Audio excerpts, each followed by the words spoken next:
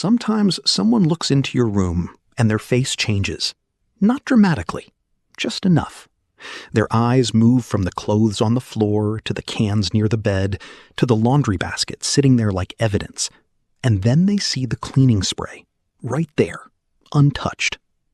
Most people expect mess to create action, shame, discipline, some sudden adult instinct that makes your body stand up and fix everything.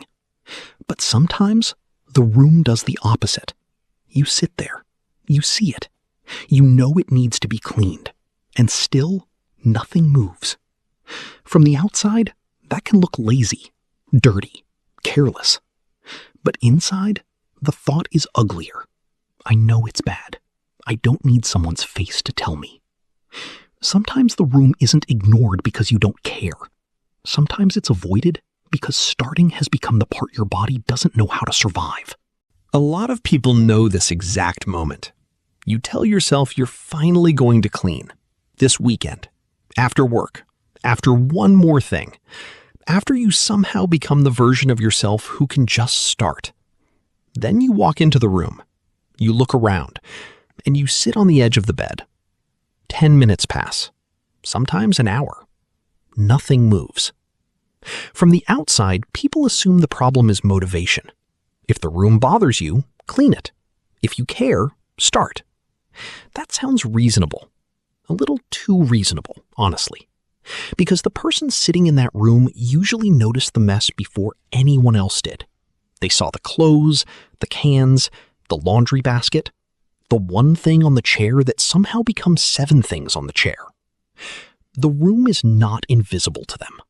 The room is loud, and the private thought is not, I don't care. It is usually closer to, I know, I see it. Please stop making it worse. A messy room is what other people can point to. Being stuck is what happens inside the person who has to face it. And ordinary life makes that even heavier. Someone sends another message. Work leaves another task half finished. A bill sits on the table.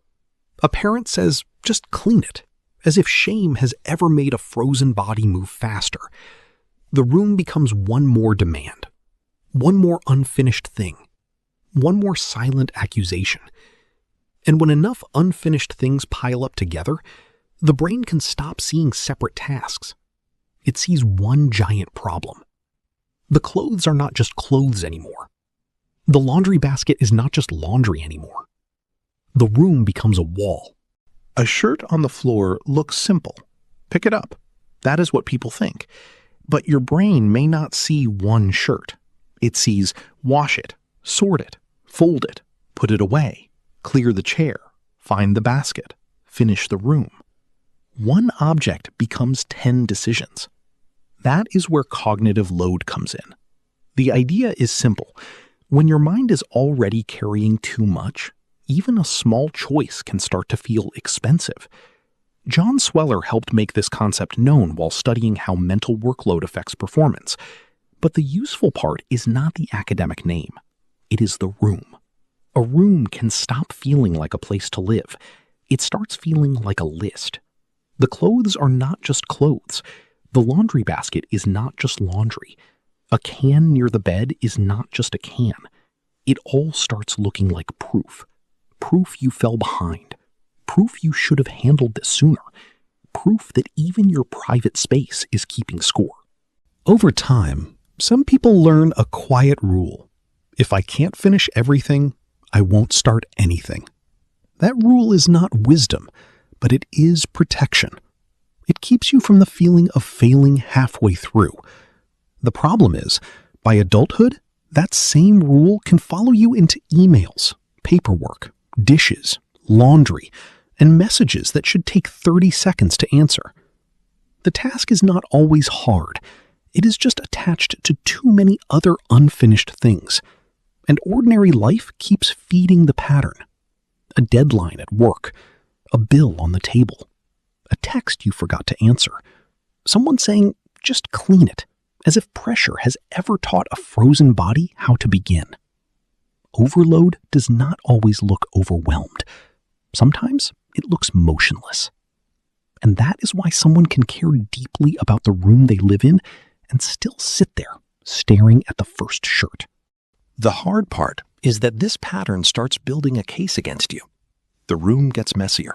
The mess creates more pressure. And the pressure makes starting feel even heavier.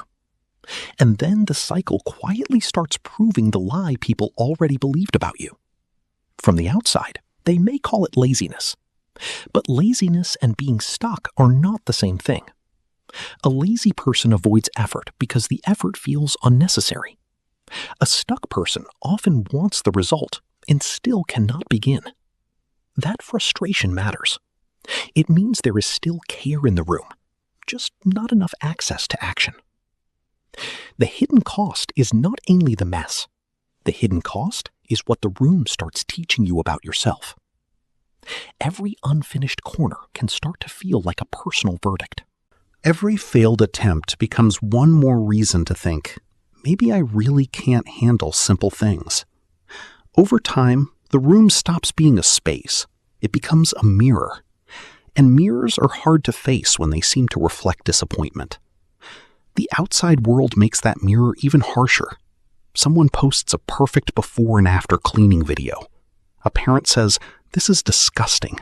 A roommate sees the floor and quietly decides what kind of person you are. People often confuse order with character. They shouldn't. A messy room describes a condition.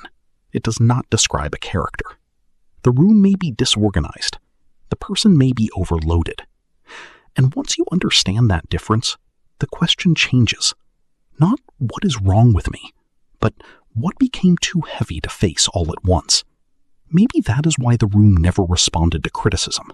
Maybe it needed a smaller doorway back in. Write one word: lazy or stuck. Maybe the room does not prove who you are. Maybe it only shows where starting became too heavy. Messy describes the room. Stuck describes the state. So the question changes. Not, why am I like this? But what made starting feel so hard? Start with one object your body does not have to fight. Write one word: lazy or stuck.